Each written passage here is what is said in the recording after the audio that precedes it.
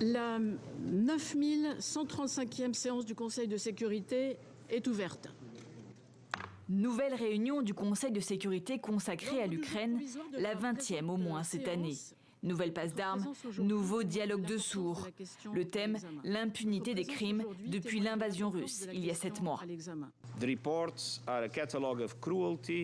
Les rapports sont un catalogue de cruauté, d'exécutions sommaires, de violences sexuelles, de tortures et d'autres traitements inhumains et dégradants contre des civils et des prisonniers de guerre.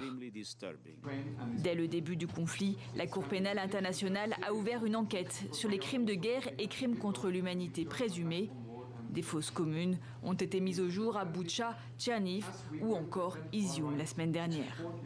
Des crimes insoutenables ont été perpétrés.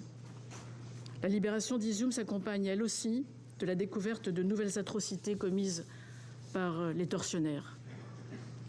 Alors le message de la France aujourd'hui est simple. La justice doit être notre impératif commun. Il n'y aura pas de paix sans justice. Le chef de la diplomatie russe rejette en bloc toutes les accusations. Lui parle des crimes du régime de Kiev, qu'il qualifie d'État totalitaire nazi et russophobe.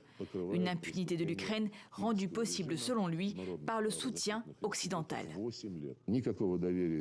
Nous n'avons aucune confiance dans le travail de la Cour pénale internationale. Pendant 8 longs mois, nous avons attendu des actions contre l'impunité en Ukraine. Nous ne comptons plus sur aucune sorte de justice de la part de cette institution ou de toute une série d'autres. Les États-Unis estiment qu'1 600 000 Ukrainiens ont été interrogés, détenus et déportés de force vers la Russie. L'ordre international que nous avons construit ici est en train d'être mis en miettes sous nos yeux. On ne peut pas laisser le président Poutine s'en tirer comme ça.